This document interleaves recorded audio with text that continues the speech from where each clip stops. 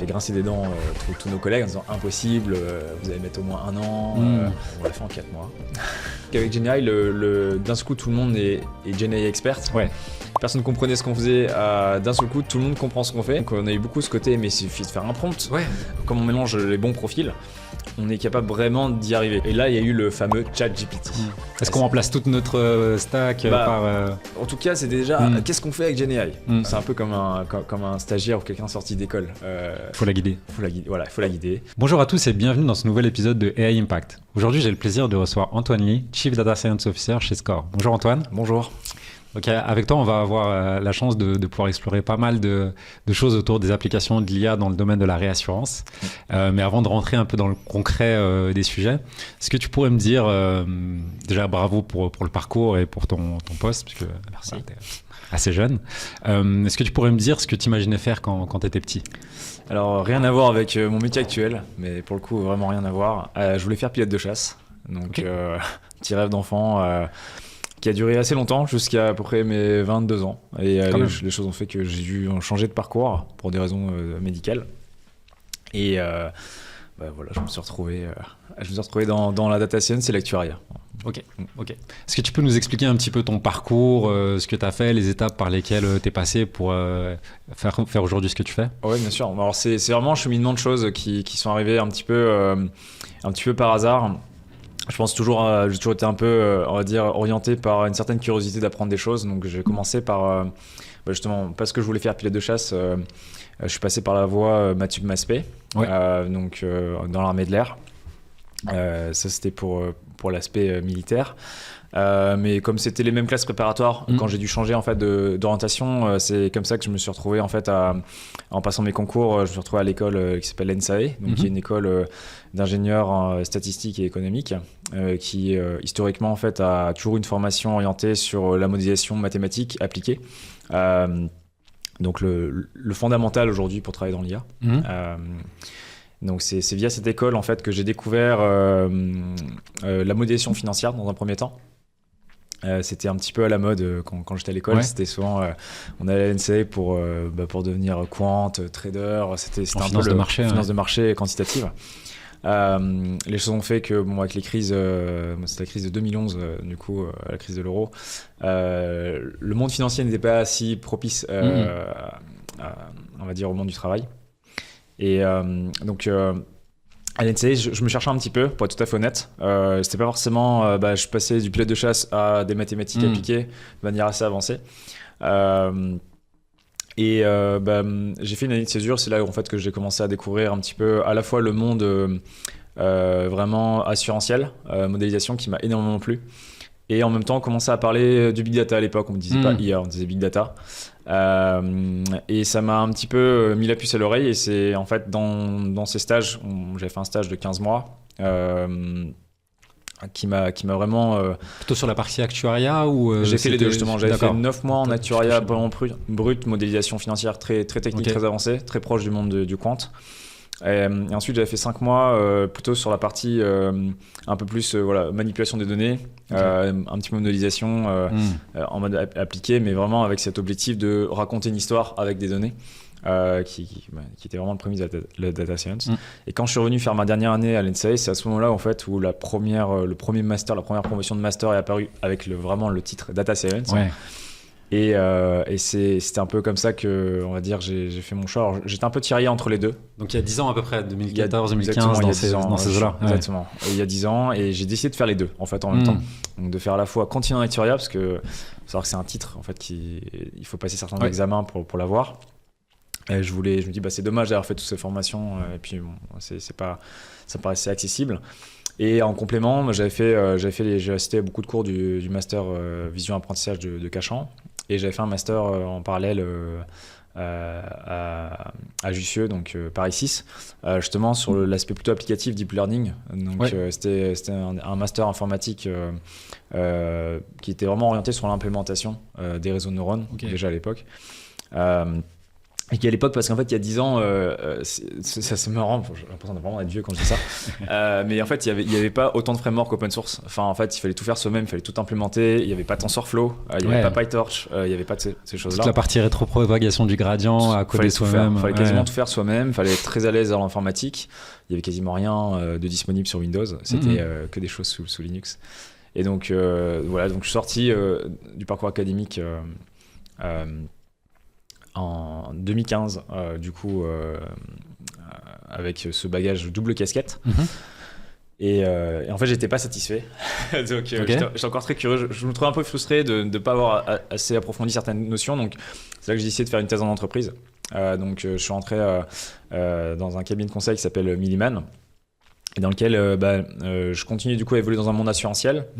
Et je voulais vraiment trouver ce monde, en fait, cette intersection entre l'assurance et tout ce qui est machine learning, intelligence artificielle. Okay. Donc c'est un câble vraiment spécifique et dédié au secteur de l'assurance. Voilà, c'est ça. C'est vraiment le cabinet de conseil dans lequel j'ai fait ma thèse. C'est dans ce cabinet que j'ai vraiment découvert la rigueur de la modélisation financière. Enfin, c'était vraiment avec une équipe et des gens extraordinaires qui m'ont beaucoup appris. C'était des gens très rigoureux mathématiquement.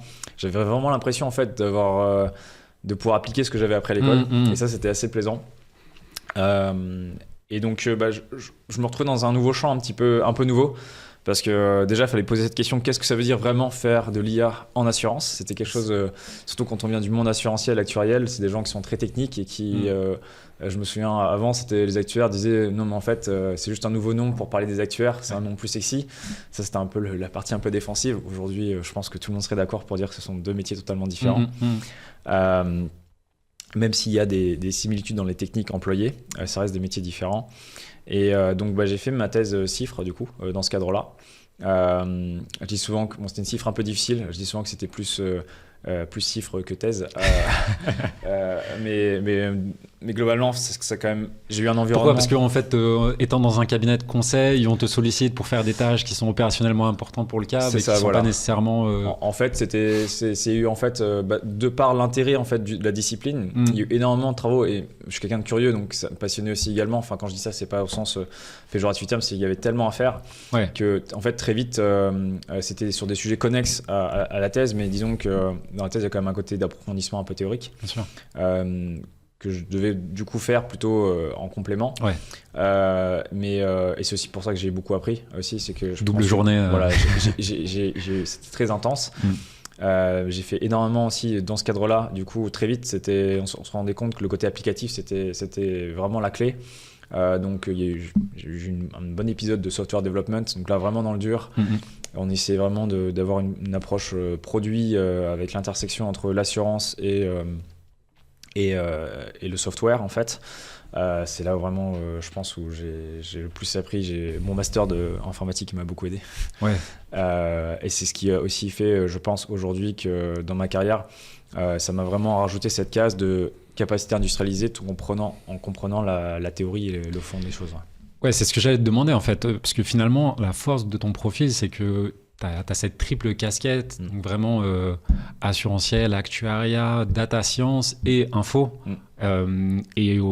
C'est assez rare finalement ce type de profil où assez jeune finalement t'avais déjà vu un champ hyper vaste sur comment on peut adresser un besoin, un problème, l'attaquer avec des solutions mathématiques, scientifiques et déployer ces solutions pour qu'elles marchent et soient adoptées par des utilisateurs. Alors qu'aujourd'hui, jeune, on doit choisir assez vite sur des spécialités, on apprend sur le tas, etc. Ouais, effectivement. Il y a un peu une part de chance quand même dans tout ça, c'est pas des choses intentionnelles. Tout le monde n'a pas forcément l'occasion d'avoir ces événements. Je pense ce que je dis à tout le monde, en fait, il faut rester curieux et je pense qu'il faut saisir chaque opportunité pour apprendre quelque chose. J'ai un tempérament qui fait que dès que je fais quelque chose, j'essaie de le faire à fond et de le faire bien. Et après, c'est vrai que les choses ont fait que j'ai eu la chance d'avoir des opportunités qui ont fait que j'ai pu apprendre pas mal de choses très vite. Alors aussi j'ai eu les bons cours, les bons professeurs aussi, il faut le dire, parce que j'aurais jamais pu faire autant d'informatique si j'ai pas eu des fondamentaux. Je me souviens de mes cours de Python, de C++, que j'avais trouvé très bien. C'est plus, j'avais vraiment galéré. Enfin, je me souviens de mes tout premiers cours, quand on vient pas d'une formation informatique, c'est un peu dur, mais j'étais à la fond et finalement aujourd'hui je me rends compte que c'était ultra utile, surtout quand j'ai fait mon master d'informatique, on faisait beaucoup de Java. Ouais. Je me souviens, je me faisais aider par mes camarades parce que pareil, j'arrivais en master 2, des gens qui avaient un master 100% informatique, moi je débarquais et il fallait tout implémenter en Java. Et ça c'était des choses, quand on dit ça on dit oh, ça fait très geek, etc. Mais en fait aujourd'hui, maintenant, c'est ce qui fait que je suis capable de comprendre le cloud, d'industrialiser, de comprendre quels sont les enjeux techniques, technologiques, de bien faire la part des choses entre le buzz et les aspects nécessaires dans Fondation. Donc c'est vraiment ce qui m'a aidé et ce qui a fait, je pense qu'aujourd'hui, effectivement, j'ai la chance, effectivement, d'avoir vu des choses. Donc le conseil, c'est la curiosité. Rester curieux. Rester curieux. L'école, c'est bien, on apprend des choses, mais il faut toujours, pas rester sur ses acquis. Voilà, c'est rester curieux, rester humble. C'est ce que d'ailleurs je dis. J'enseignais avant à l'ENSEE. Malheureusement, j'ai moins le temps aujourd'hui, donc je le fais moins. Mais c'est ça, c'est d'être lucide sur ce qu'on ne connaît pas et de toujours, en étant curieux, c'est là où on se rend compte qu'en fait, il y a toujours des choses à apprendre. C'est quelque chose que malheureusement j'ai remarqué avec un peu la hype, la vague. On voit beaucoup de jeunes qui sortent d'école en disant j'ai le meilleur diplôme de la Terre, je suis une superstar. Et en fait, malheureusement, c'est pas une attitude à avoir. Je pense dans le monde du travail, il faut toujours rester humble. Alors c'est difficile aussi parfois parce que dans la réalité des choses, effectivement, ces étudiants savent faire beaucoup plus de choses que d'autres potentiellement. Mais dans la réalité, ça peut cacher aussi pas mal de choses. Et rester curieux à la fois sur la partie technique, mais aussi tout ce qu'on a à apprendre sur le terrain dans la dimension de business et les problématiques qu'on cherche à résoudre. Et si on ne s'approprie pas ces thématiques-là, c'est difficile d'avoir de l'impact aussi. Exactement, je dis exactement. Et plus on avance dans le temps et plus on se rend compte qu'effectivement c'est de plus en plus important parce que la technique, elle est, on va dire, une fois qu'on a les fondamentaux, la base, c'est relativement facile à entretenir. Enfin, il faut rester curieux, on apprend des choses. C'est assez simple de toujours suivre une formation. De temps en temps, moi je prends une certification, le week-end. Il y a un côté un peu passionné qu'il faut avoir. Ça se fait assez bien. Par contre, tout ce qui est soft skill, de comprendre comment ces compétences peuvent avoir un impact à l'échelle d'une compagnie, ça malheureusement, c'est pas des choses qu'on nous enseigne à l'école. C'est plus de l'aspect humain, d'être capable de voir, d'avoir une certaine vision. Mais on parle souvent de vision, mais ça s'enseigne pas en fait, malheureusement. Ça passe par vraiment être curieux de voir un peu tout, de se dire mais pourquoi il y a tous ces gens qui travaillent dans une compagnie, qu'est-ce qu'ils font concrètement, s'intéresser à ce qu'ils font, s'intéresser à leur sujet pour vraiment comprendre comment on peut ensuite impacter. Et c'est là qu'il faut, je pense que c'est assez clé d'avoir aussi un vrai intérêt, avoir une passion pour le domaine d'application, parce que pour rester curieux, il faut être curieux. Avoir la passion pour le domaine d'intérêt, je pense que c'est pas forcément nécessaire, mais être curieux. J'ai déjà croisé des profils très techniques. Effectivement, on leur demande de faire une tâche, ils le font. Voilà les données, voilà le modèle, voilà ce qu'il faut industrialiser, voilà ce qu'il faut implémenter. Et les gens peuvent le faire sans se poser de questions de pourquoi ils le font. Souvent, ça c'est limite parce qu'au bout d'un certain temps, pendant qu'on fait ça 1 an, 2 ans, 3 ans, au bout d'un moment, on dit je fais toujours la même chose. On a l'impression de faire toujours la même chose. Et ça, souvent, ça vient juste du fait de ne pas s'être intéressé à pourquoi on le fait. Donc, quand je dis curiosité, c'est toujours se dire mais pourquoi on fait ça ? Bien sûr. Et c'est souvent ça qui change pas mal et qui fait la différence. Donc, je dirais vraiment, c'est vraiment la curiosité qui est dans le sens s'intéresser à ce que font les autres. Et il n'y a pas forcément besoin d'être passionné. Ok. Donc, tu finis ta thèse CIFRE. Et là, tu rentres directement chez SCOR ou est-ce que Non, je finis ma thèse CIFRE. C'est vrai qu'elle a un peu traîné cette thèse de par le temps, mais j'ai fait après 5 ans dans ce cabinet. Donc la thèse, j'ai réussi à la faire en 4 ans. Donc j'ai fait après une année qui s'est passée sans thèse. Effectivement, donc dans ce cadre-là, j'ai fait pas mal de choses. Effectivement, après, je suis revenu à des choses un peu plus métiers. J'ai fait beaucoup de choses sur les objets connectés, par exemple, quand j'étais encore dans ce cabinet de conseil. C'est là où vraiment le fameux big data, ce mot que j'avais entendu, du coup je voulais vraiment voir ce que c'était pour de vrai. Donc c'est vraiment là où j'ai commencé à toucher au cloud, à toucher au calcul distribué avec les frameworks Spark, Hadoop qui étaient qui était pareil. À l'époque, il n'y avait pas Databricks. En tout cas, il n'y avait pas Databricks en service cloud sur Azure, et on utilisait Azure. Donc, il fallait tout faire soi-même, on-prem. Ou passer par des distributions qui étaient compliquées. Et à bout de 5 ans, effectivement, c'est là où je me suis fait approcher par Score, qui, par concours de circonstances, en fait, par quelqu'un que j'avais rencontré dans le passé lors d'un entretien, quand je cherchais mes stages en 2014. Ouais. 2013 plutôt, pardon. Mon stage de césure. Et en fait, cette personne, on est resté plus ou moins en contact. 5 ans et demi plus tard, en fait, elle est revenue. Super. Elle est revenue me voir et c'est comme ça que ça s'est fait. Et j'ai rejoint Score du coup pour monter avec cette personne l'équipe IA Data Science. From scratch. From scratch quasiment. Ils étaient 2 personnes quand je suis arrivé. Et c'est comme ça que l'aventure a commencé. Et aujourd'hui, je me retrouve chez Score avec là une vraie équipe, avec une dimension vraiment à l'échelle de la compagnie. Ouais. Parfaite transition. Du coup, est-ce que tu peux expliquer aujourd'hui dans l'équipe à peu près combien vous êtes, le rôle que tu as aussi dans l'équipe, ce que tu fais, et quelle est la mission de cette équipe, quel type de problème vous essayez de résoudre et l'impact que vous avez?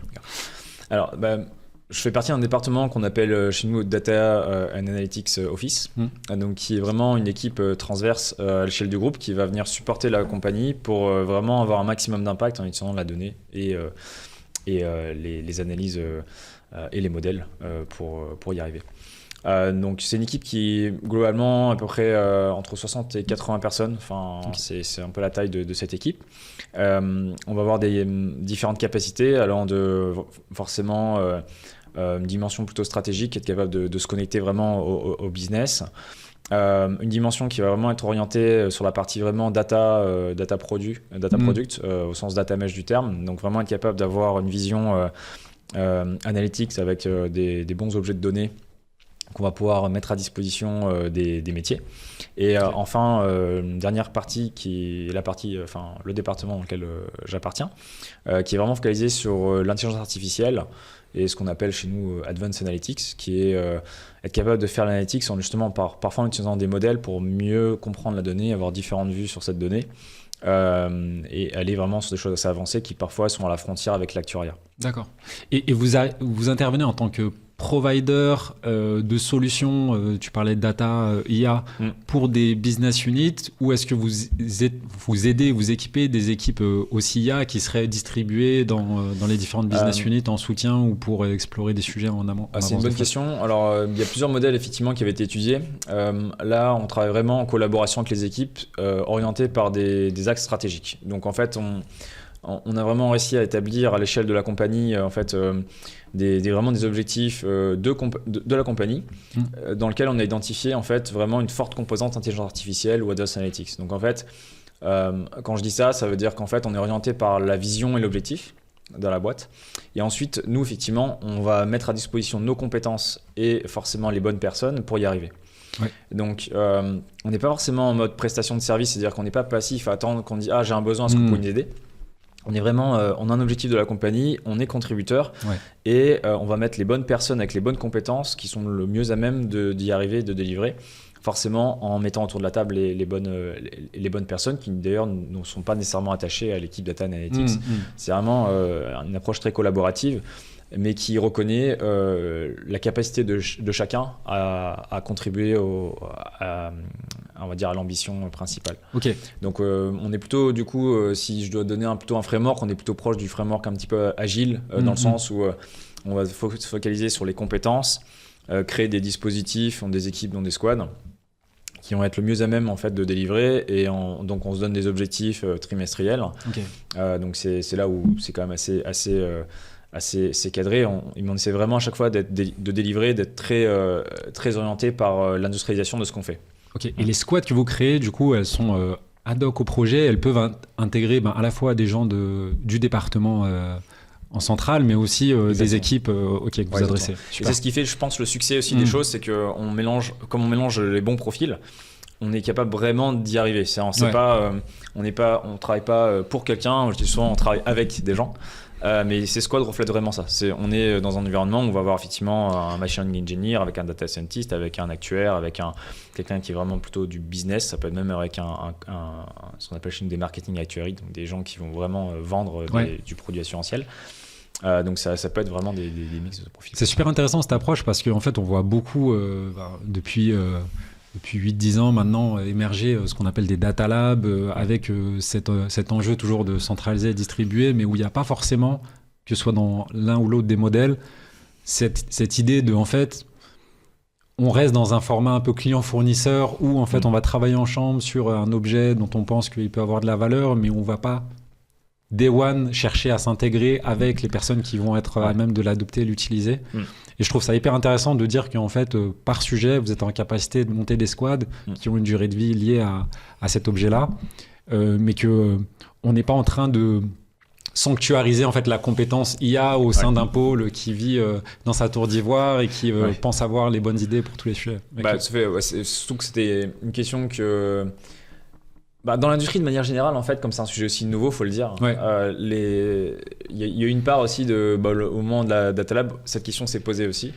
Et nous, on a une approche qui est très test and learn. On a regardé ce qui s'est passé dans les autres équipes et on s'est inspiré de certains acteurs de la place où, malheureusement, le format de lab, on voyait que ça ne fonctionnait pas tout le temps. C'était pas très pérenne, où ça avait beaucoup de défauts.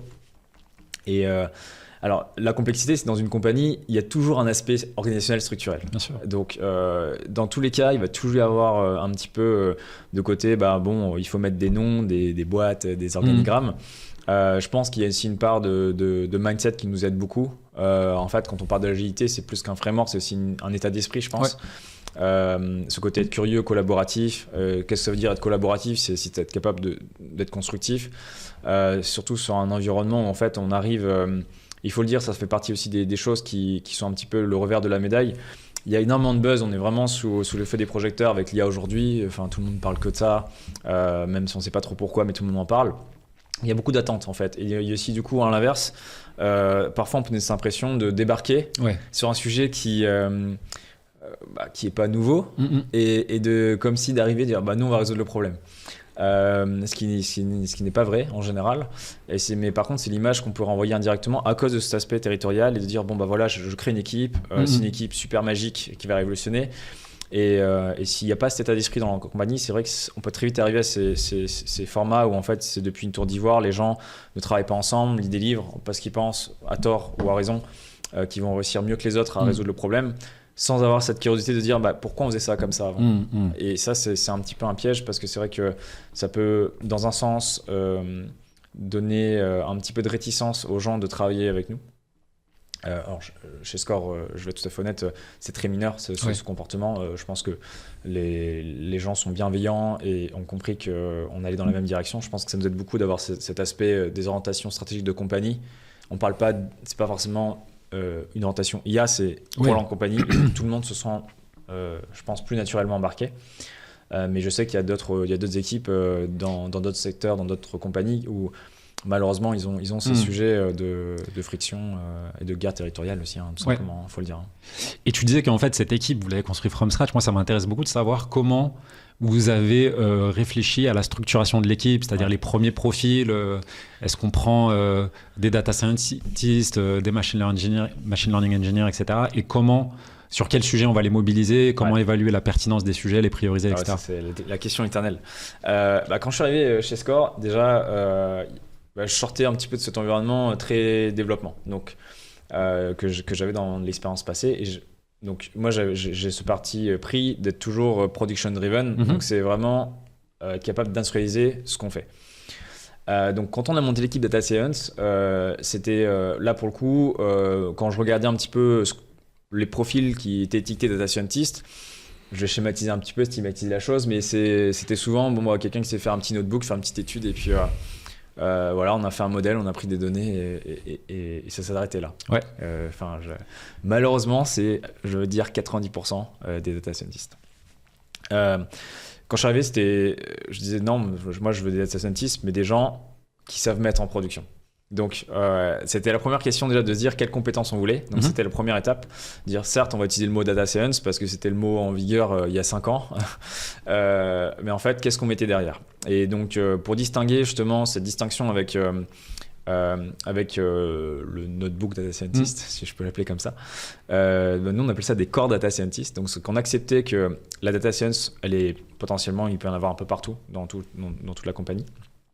Mais on mettait ce préfixe core pour symboliser le fait que les compétences attendues étaient un peu plus avancées, à la frontière du machine learning engineering. Mais il y a 5 ans, on en parlait quasiment pas de machine learning engineering. C'était encore nouveau. C'était nouveau, mais en fait, les compétences, on nous avait déjà mis derrière. Donc, quand on a monté l'équipe, vraiment, c'était il faut qu'on soit capable d'industrialiser, il faut qu'on soit capable vraiment d'aller de bout en bout.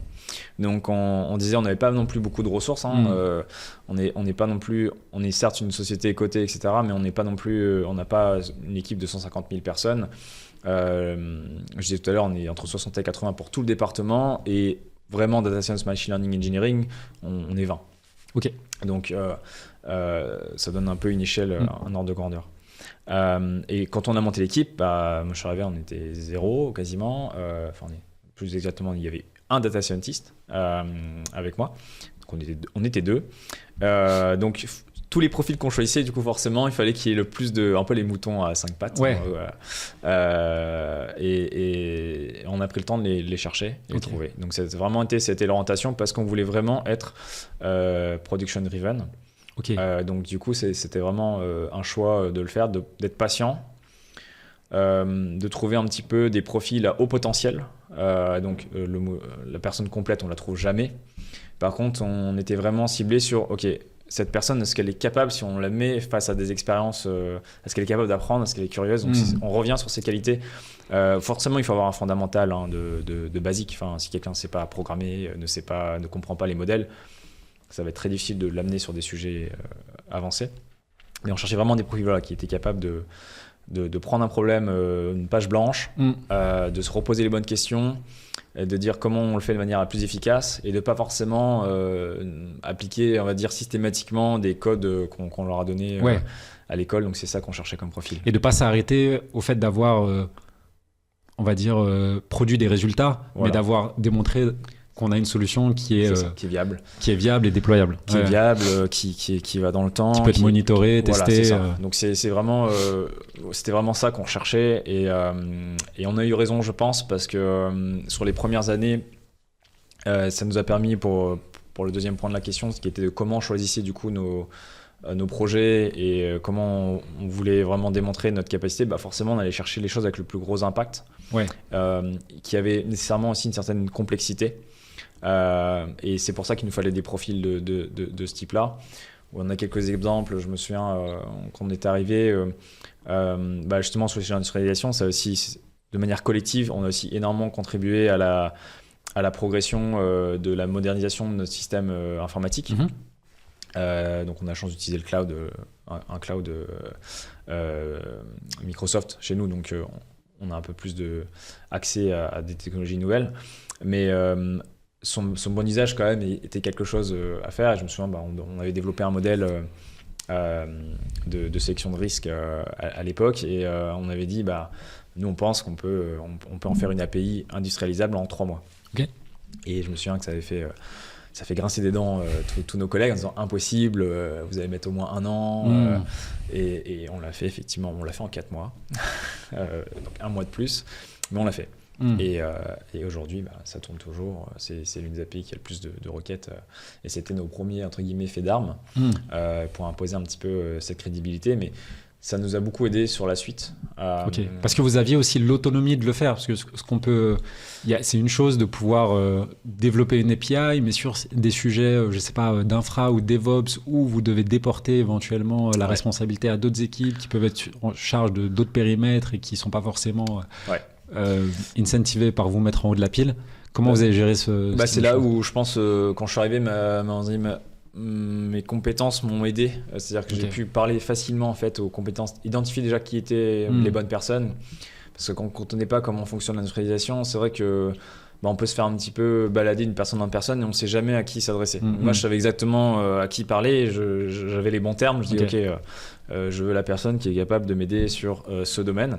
J'avais fini par la trouver assez rapidement. Je me souviens, c'est une des premières personnes que j'ai vues quand je suis arrivé chez Score.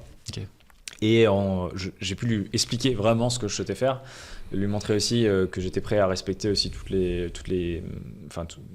guidelines que je devais respecter, qu'on devait respecter. Je pense que c'est comme ça que ça a été fait, d'accepter, montrer d'être curieux. On revient sur ces sujets de curieux, de collaboration, de montrer qu'on n'est pas là pour arriver pour tout casser et on est plutôt là pour justement travailler ensemble. Et si on identifie qu'il y a des choses à changer, on le change ensemble. C'était vraiment ça l'état d'esprit. Et effectivement, c'est ce qui nous a aidés. Donc, et du coup, on a eu accès assez rapidement à ces environnements. Si on parle cas d'usage, est-ce qu'il y a des cas d'usage que tu peux partager qui te paraissent emblématiques un peu de la journée que vous avez eue et des défis, des challenges que vous avez rencontrés, parce que j'imagine qu'il y en a eu aussi, de la conception du sujet jusqu'à l'adoption aujourd'hui? Il y a un cas d'usage qui est assez parlant pour nous parce que on peut le suivre au cours du temps, c'est-à-dire que d'avant GenAI et après GenAI. C'est ce qu'on appelle du coup tous les modèles d'aide à la sélection du risque. Donc en fait, quand on est réassureur, donc on travaille avec des assureurs. Mais il arrive parfois quand le risque est assez complexe que l'assureur en fait nous confie, nous délègue la partie sélection. Donc c'est vraiment globalement l'algorithme qui va être derrière potentiellement les fameux questionnaires en ligne qu'on va remplir quand on va acheter un produit d'assurance. En fait, la partie vraiment évaluation de est-ce qu'il y a potentiellement une probabilité plus grande ou pas d'avoir un événement, c'est entre guillemets ces algos peuvent être délégués au réassureur. D'accord. Donc l'input, c'est des réponses à un questionnaire. C'est des réponses à un questionnaire, des documents justificatifs qui vont appuyer en fait parfois le questionnaire. Donc on a plusieurs types d'applications, mais dans ce cadre-là, c'est souvent c'est plutôt un cas de souscription qu'on va associer à de l'assurance mortalité. Donc en France, c'est globalement ce qui est associé à quand on prend un prêt immobilier. On a souvent une assurance associée à ça, qui en fait est attachée à l'événement de décès, d'arrêt de travail. Donc ces deux événements-là sont des événements qui sont des événements rares, heureusement, mais qui ont des montants associés. C'est le prix d'une maison, le prix d'un appartement, et donc c'est des montants assez élevés. Donc souvent en fait les assureurs travaillent avec des rassureurs sur cette partie. Donc dans ce cadre-là, en fait, donc nous on a développé déjà des outils d'aide à la souscription. Donc c'est vraiment l'usage des techniques. Donc on a des questionnaires, on a des pièces justificatives, donc des fameux PDF, qui parfois pour certains cas peuvent être vraiment très très volumineux. Enfin on va de 100 pages à parfois 10 000 pages dans des cas très complexes. Pas standardisé, qui change d'un assureur à l'autre. Alors déjà d'un assureur à l'autre, on parle d'informations aussi potentiellement assez sensibles, sécurisées. Donc ça c'est un autre aspect de l'industrialisation qui est comment on gère ça d'un point de vue très très sécurisé et conforme au GDPR, etc. Et également ce sujet d'être capable d'aider l'aide à la décision, parce qu'on n'est vraiment pas dans l'automatisation, on est vraiment chez nous dans un support en fait à un humain, pour qu'au lieu de lire 10 000 pages, un humain est incapable de lire correctement 10 000 pages. Donc c'était ces sujets. Donc là on rentre vraiment dans le cadre, on a un problème qui est assurantiel. Notre objectif final c'est d'être capable de sélectionner correctement le risque. Aujourd'hui on le fait avec un humain qui est un humain expert, mais qui est face à un sujet vraiment de difficulté qui est de la limite humaine, du cerveau humain, qui est comment analyser une grande quantité d'informations dans un temps restreint pour prendre une décision à la fin qui va être est-ce que je donne un produit d'assurance ou pas. Ok. Pour bien comprendre, l'output, c'est quand tu dis sélection de risque, c'est haut, moyen, faible, ou c'est une probabilité de survenance de l'événement, perte de travail ou non, c'est vraiment haut, moyen, faible, tout dans ce sens-là. Dans ce sens-là. Okay. Donc c'est vraiment, je prends un crédit immobilier, je réponds à des questions, j'ai un passif médical, à quel point potentiellement je suis à risque ou pas, et donc qui va entraîner alors soit une demande de dossier complémentaire ou une demande d'analyse d'examen complémentaire, soit potentiellement la police va être fournie mais avec un prix qui va être un peu plus élevé parce que l'événement est plus probable, soit éventuellement simplement on délivre la police au prix moyen, au prix standard, ou à l'inverse un risque très très bon, donc le prix va être plus favorable.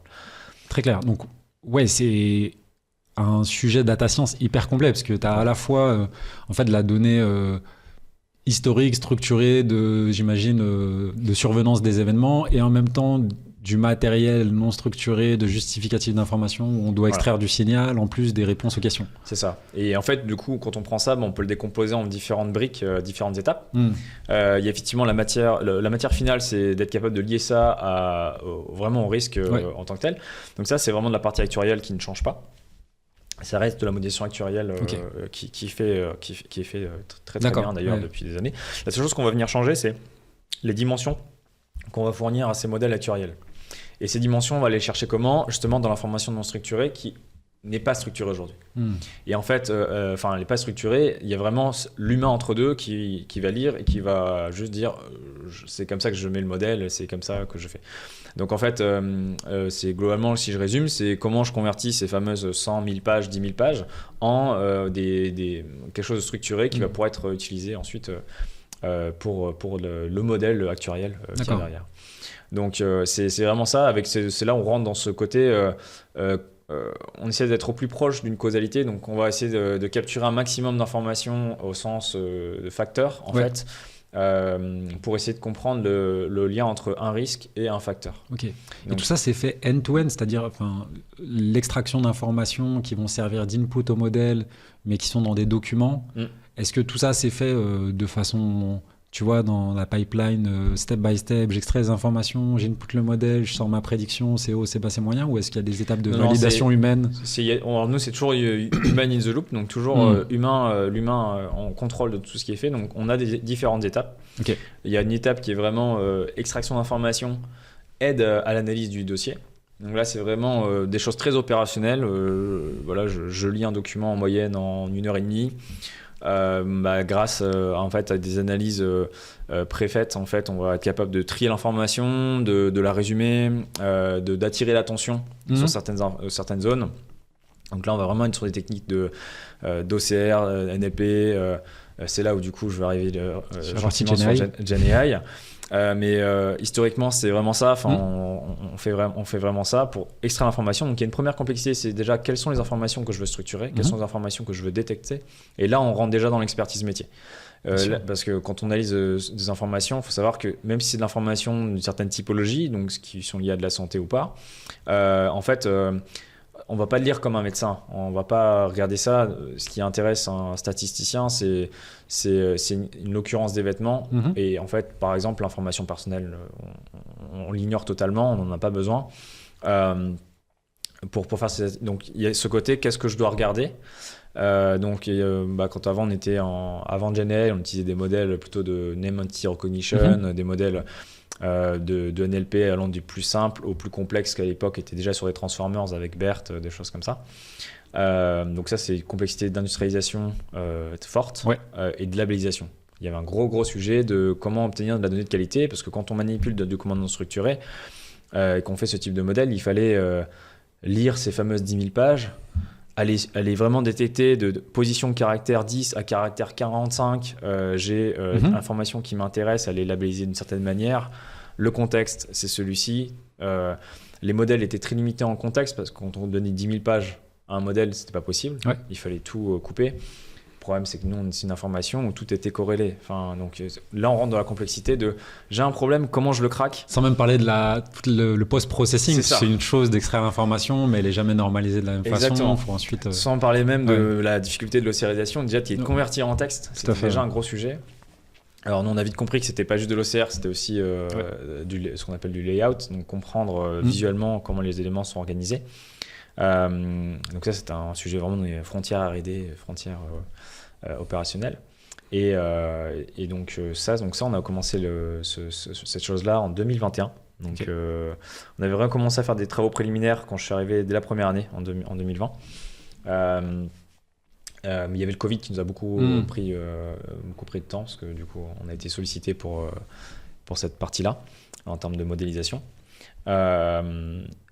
En 2020, on a repris ces travaux et là, on commençait à vraiment rentrer dans le dur du sujet. On a industrialisé en 2022 un premier produit qui faisait cette extraction sur à peu près, on va dire, on était capable d'extraire une quarantaine de champs, qui était déjà un exploit à l'époque, parce qu'on devait tout labelliser et tout faire. Et ensuite, on avait déjà un œil sur la partie GenAI, parce que GPT était déjà sorti en les premières versions en 2019.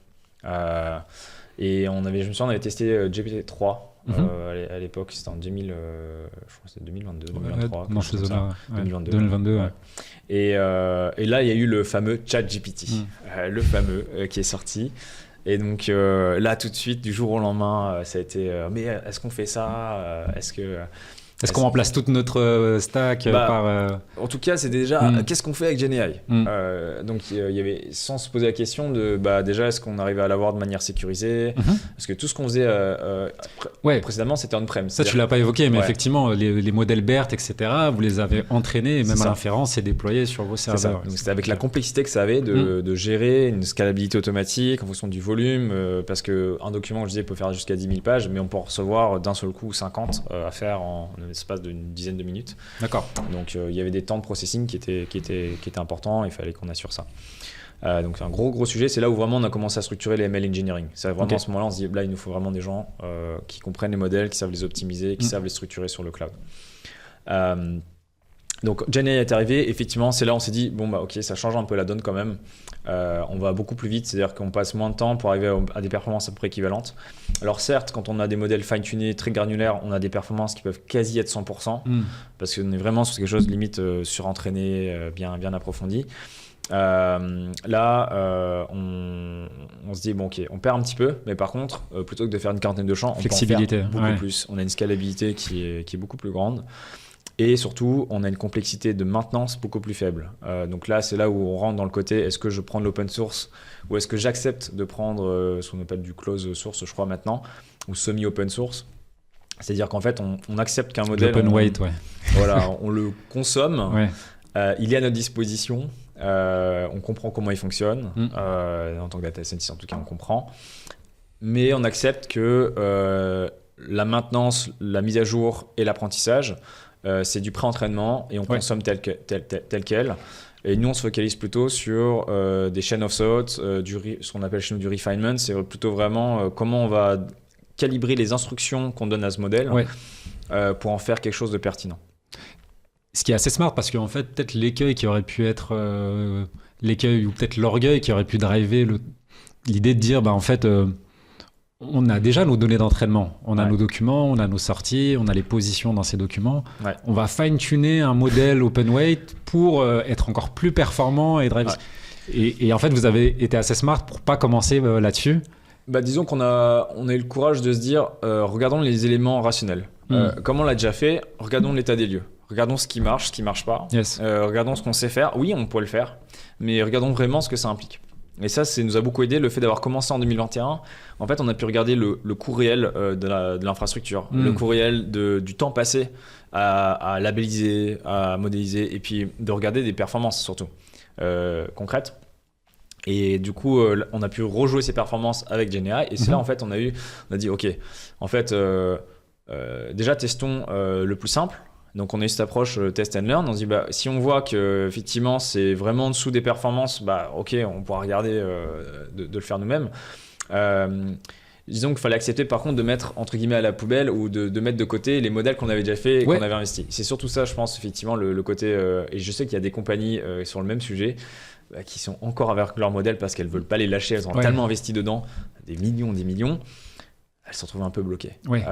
Nous, c'était fait avec 2 data scientists, 3 un ML engineer, donc une équipe relativement petite. On était très efficace, très performant. Et même dans la stratégie d'annotation, est-ce que maintenant, et c'est du coup un must-have d'avoir un validation set pour expérimenter et savoir où on va et si c'est dans la bonne direction, mais est-ce que vous continuez à annoter les spans d'informations où se trouve le document, ou vous dites je sais pas, la réponse c'est ça, effectivement, voilà comment elle est présentée dans le document, mais vous êtes moins, dans le détail de où se trouve l'information. Il faut que toutes les occurrences de cette même information soient labellisées, parce que si tu fais du span detection, mais que c'est pas le bon span, c'est quand même la même information. C'est une très bonne question. En fait, aujourd'hui, techniquement, on peut pas être au niveau aussi fin, parce qu'en fait, comme on a complètement augmenté notre nombre de champs, de data points à sortir, c'est juste impossible. Par contre, ce qu'on regarde, c'est... alors quand il y a vraiment un retour sur un data point précis, on le capture. Donc de dire celui-là tu l'as capturé et soit il est bon, soit il est pas bon. Donc ça on va vraiment continuer à regarder dans quelle page ou dans le document, ça on le capture.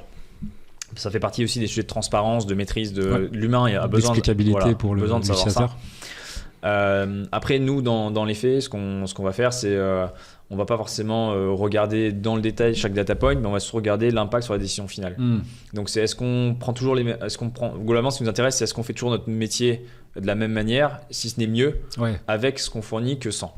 Donc c'est vraiment ça notre critère d'intérêt. Donc on va regarder vraiment est-ce que les décisions sont les mêmes, est-ce que on est en train de prendre des décisions qui sont différentes. Ce qui change vraiment le paradigme parce que ça force les gens en fait à un peu limite s'auto-évaluer. Enfin, on se rend compte que c'est des phénomènes assez intéressants ça. Parce que la sélection de risque en fait ça préexistait à ce que vous avez mis en place, mais exactement. En fait vous avez été capable de prouver que le signal que vous sortez de toutes ces nouvelles sources de données en fait vous permet de mieux faire votre travail. Peut-être de le faire en tout cas de manière plus efficace, d'avoir le même niveau d'information remontée que quelqu'un qui le ferait manuellement. Donc ça c'est des choses qui sont assez intéressantes, c'est qu'on se rend compte, voire même mieux, parce que là on commence à avoir quelques cas qualitatifs, donc ça reste assez dur quand même à capturer de manière systématique, mais on a des cas effectivement assez concrets sur on a pris des cas où on a mis des gens dans une pièce, on leur a donné des cas réels, on dit une personne A va le faire manuellement, une personne B va le faire avec l'outil qu'on leur fournit, et puis au bout d'une demi-heure on change. Donc à chaque fois chaque cas a été évalué manuellement et avec l'outil et on compare les résultats. Et donc c'est ce qui nous a permis en fait d'avoir en tout cas ce premier degré de confiance. Et puis encore une fois on a toujours ce côté l'humain dans la chaîne. Ça c'est quelque chose qu'on est assez attentif pour le coup, c'est des choses à ne pas négliger parce que c'est vrai que quand on parle de Gen AI il y a surtout ce côté on a beaucoup entendu parler de l'hallucination, alors nous dans notre cas précis on est moins sujet à l'hallucination parce qu'en fait on est sur un cas où en fait on va venir vraiment extraire de l'information qui existe, data point qui existe, et donc c'est très facile, on n'est pas en train de résumer on n'a pas un chatbot qui va dire il faut que vous fassiez ça, on est vraiment très guidé quoi. Et du coup, sur les sujets, quand même, parce que c'était pas neutre, même si vous aviez déjà mis en place, parce que pour déployer un BERT, etc., il faut des capacités de workload GPU. Pour switcher vers ces modèles-là, de ce que je comprends, vous déployez aussi on-prem ou en tout cas sur du cloud privé. On est sur du cloud, on est sur du PaaS cette fois-ci. Donc on utilise la stack Azure OpenAI. D'accord, donc Azure fournit une grande variété de modèles, mais globalement ça nous permet d'avoir accès directement à OpenAI, même version privée. Donc là c'est vraiment on a des instances de modèles qui nous sont dédiées. Ça c'est pour l'aspect sécurité, qui sont dans des régions géographiques bien distinctes. Donc du coup ça se fait partie du déploiement. On a différentes instances de notre produit déployées dans les régions données, avec la complexité que ça impose, parce qu'il y a des régions qui n'ont pas les mêmes modèles. Donc c'est là où du coup, là on vient sur le côté industrialisation, c'est des gros enjeux, je pense qu'il y a des gens qui n'ont pas forcément craqué ça encore, mais d'être capable d'avoir créé la bonne architecture avec les bonnes couches d'abstraction pour être capable de gérer le scaling, être capable de gérer la limite de ces modèles, parce qu'ils ont des limites en termes de tokens. Donc il faut être capable de gérer cette partie-là, de gérer aussi également qu'est-ce qui se passe si ça a été mal océanisé, qu'est-ce qui se passe si on change de modèle dans une autre région. Donc tout ça fait partie aussi des choses qui sont cachées derrière l'industrialisation, mais qu'on a été capable de poser proprement, de déployer correctement sur un cloud avec de l'infra as code par exemple, c'est des choses qui sont importantes. Et on a des challenges aussi simples que par exemple on se rend compte que on aimerait déployer la même solution dans des pays du Pacifique, en fait ils n'ont pas les mêmes modèles, ils sont pas disponibles. C'est pas disponible. Comment on fait? On veut déployer dans une région d'Asie, la régulation locale impose que c'est interdit d'utiliser un autre cloud provider, on peut pas utiliser Azure. Comment on fait? Donc on a ces sujets-là aujourd'hui. Mais ce qui a quand même été un accélérateur de ne pas avoir à développer un serveur d'inférence sur ces modèles-là. Ok, intéressant. Et juste pour revenir, parce que ça m'intéresse beaucoup sur la partie extraction d'informations, tu évoquais la taille du contexte. Est-ce qu'il y a des logiques du coup de retrieval, pour filtrer le bruit pour extraire ces data points Oui, il y a beaucoup de logiques. En fait, souvent, c'est aussi ce qu'on explique avec le plus de pédagogie possible, parce que quelque chose que je n'ai pas mentionné, c'est qu'avec Gen AI, d'un seul coup, tout le monde est Gen AI expert. Donc se retrouver d'un petit peu les gens prétentieux, orgueilleux, personne ne comprenait ce qu'on faisait, d'un seul coup, tout le monde comprend ce qu'on fait. Et donc on a eu beaucoup ce côté, mais il suffit de faire un prompt. On dit oui, effectivement, on va vous éduquer au prompt, mais en fait, même en éduquant au prompt, quand on n'a pas ce fondamental de bagage de dire mais comment fonctionne un modèle, de comprendre qu'il y a un contexte, il y a une mémoire, que c'est lié en fait à des modèles transformers. Donc quand on comprend comment fonctionnent ces modèles, on sait aussi ce qu'ils ne font pas.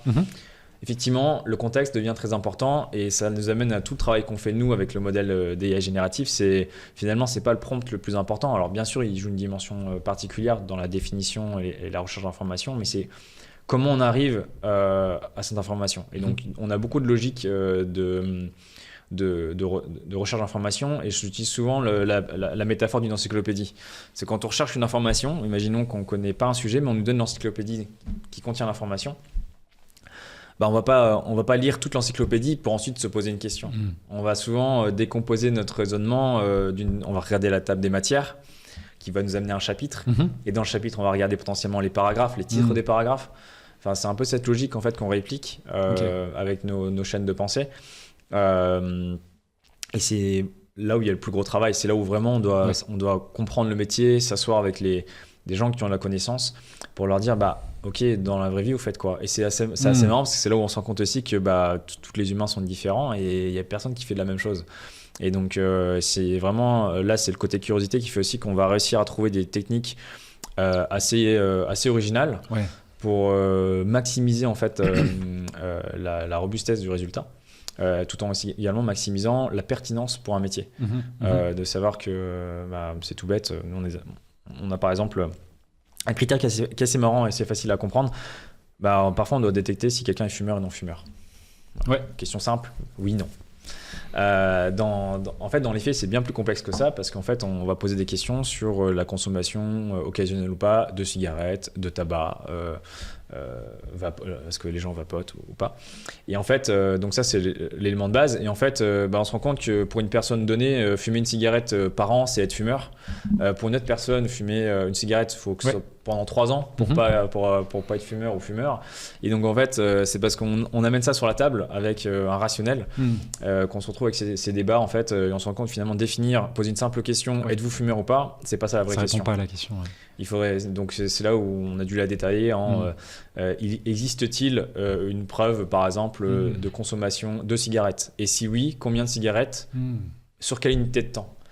Et donc voilà, c'est là où en fait on prend une question, finalement au lieu d'avoir un seul data point en sortie, on en a 5 en fait. Et c'est ça qui fait que on va être vraiment à valeur ajoutée à la fin. Et souvent en fait les gens ont plutôt ce préconçu de se dire, parce qu'ils ont joué avec ChatGPT, ils pensent que l'algorithme va directement répondre à la question avec un gros raccourci. Alors ça marche bien pour la connaissance d'ordre général, un fait historique, des choses comme ça. Mais dès qu'il s'agit de raisonner, comme ces modèles sont entraînés sur quelque chose de général, on est vraiment dans cette approche. On lui donne une encyclopédie et puis on lui donne en fait un document expert lié à la thématique de l'encyclopédie et on lui demande de dire lis les deux. Donc l'algo sait lire. Je dis souvent je sais pas si on va le garder ça ou pas, mais je dis souvent que c'est un peu comme un stagiaire ou quelqu'un sorti d'école. C'est une bonne analogie. Cette métaphore la personne a des connaissances de base, elle sait lire, elle sait écrire normalement. Il faut la guider. Il faut la guider. Il faut lui donner des instructions très précises. Et justement, alors parfois la connaissance générale doit suffire, donc ce qu'on enseigne à l'école. Mais parfois, il faut la forcer justement à aller lire quelque chose. Aller piocher, aller sur une instruction bien précise, étape par étape. Et parfois même la contrainte, parce qu'il y a des modèles effectivement qui ont digéré tellement de données que via leur représentation interne, ils peuvent sortir la bonne réponse. Mais si c'est pas auditable et si c'est pas explicable... C'est ça. Super intéressant. Est-ce que tu as des recommandations pour des leaders qui cherchent à implémenter ces solutions dans leur organisation? Qu'est-ce que toi, tu pourrais donner comme... apprentissage un peu clé que tu as eu au fil des projets, des expériences? Qu'est-ce qui serait pour toi des conseils? Le premier, c'est de ne pas se faire avoir par le buzz. Je pense que c'est vraiment... nous, il a fallu résister. Le nouveau buzz aujourd'hui, par exemple, c'est les agents. De comprendre ce que c'est avant de surfer, de ne pas se faire avoir par le côté magique, dire on va tout résoudre par les agents. Non. Si on se fait avoir par le buzz, le problème c'est qu'on se fait détourner l'attention et on oublie les fondamentaux. Savoir industrialiser, qu'est-ce que ça veut dire? S'assurer qu'on est capable de comprendre la notion de transparence d'un modèle, qu'est-ce que ça veut dire? Est-ce que mes systèmes d'information sont à jour? Est-ce que par exemple elles ont une API ou pas? C'est aussi bête que ça. Et quand elles ont une API, est-ce que l'API met à disposition les bonnes informations? Et en fait, aussi un agent, il y a une définition, un agent. Et souvent, le piège, c'est de penser, parce que tout le monde vend, entre guillemets, leurs propres agents, ça crée un bruit sur vraiment ce que c'est. Mais un agent, c'est une définition bien précise, au même titre qu'un LLM, c'est une définition bien précise. Et on dit GenAI, mais en fait, l'IA générative a plusieurs déclinaisons. Les LLM en sont une. Mais effectivement, il existe plein de types d'IA générative.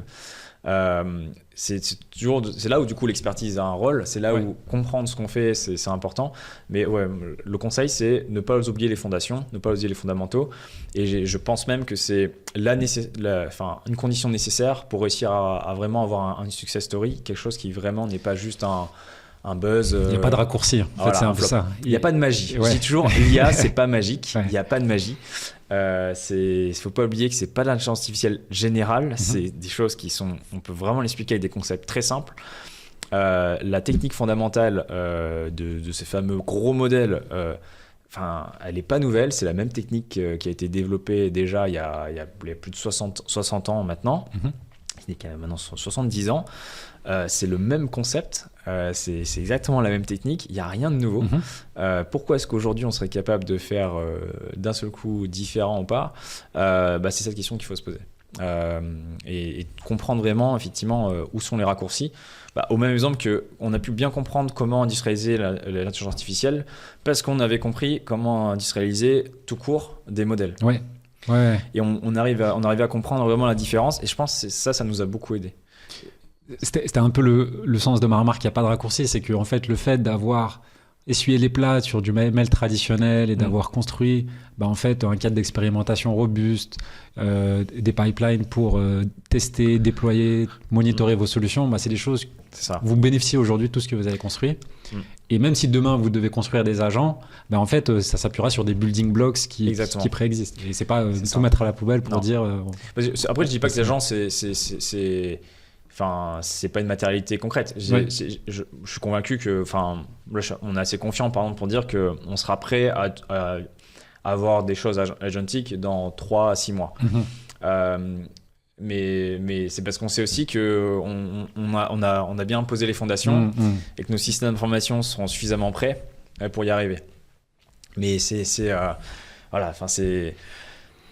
forcément, il y a du buzz, il y a beaucoup de matière dans notre entourage qui pousse beaucoup pour l'usage de ces technologies. Et il y a effectivement, quand on regarde, c'est impressionnant, c'est un fait, c'est impressionnant.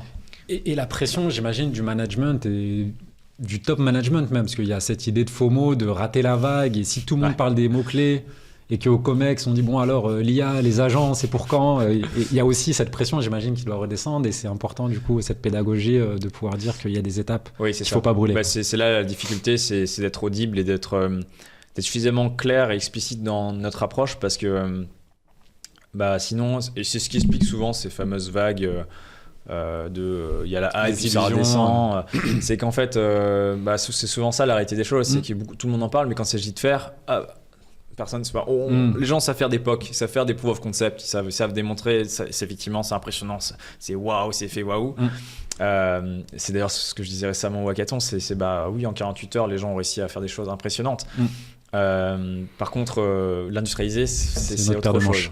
Et c'est parce qu'il y a pas mal de choses, on revient à ce côté curiosité, de se dire pourquoi est-ce que potentiellement quelque chose qui nous paraît comme aujourd'hui on appelle ça facilement des monolithes, des legacy systems, pourquoi ça nous prenait autant de temps de les développer avant, et pourquoi aujourd'hui on irait plus vite? On va certes plus vite, on peut aller plus vite, mais en fait on peut pas non plus aller instantanément plus vite. Il y a quand même des choses qui sont bien faites dans les systèmes legacy et qui ont une raison d'être.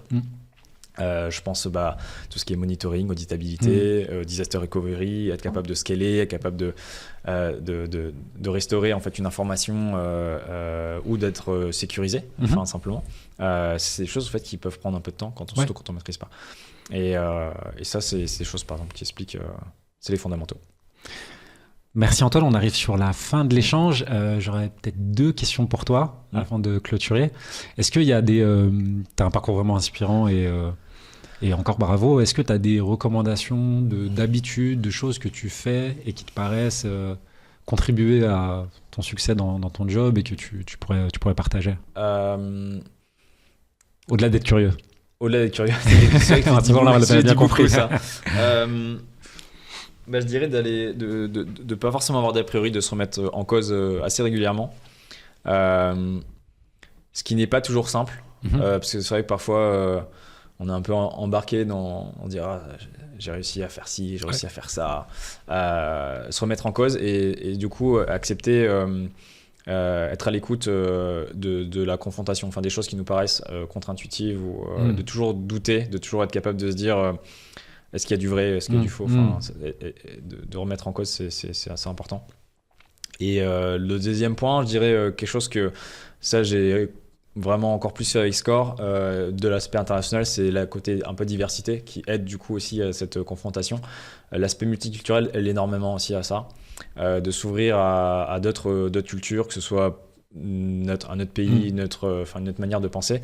J'ai la chance d'avoir une équipe internationale avec vraiment des profils très différents. On va dire, on a une fondation commune, un socle commun qui est la technicité et les sujets du travail, mais en fait, on parle des langues différentes, on vient de pays différents. Et ça, c'est une richesse qui est assez forte. Ouais.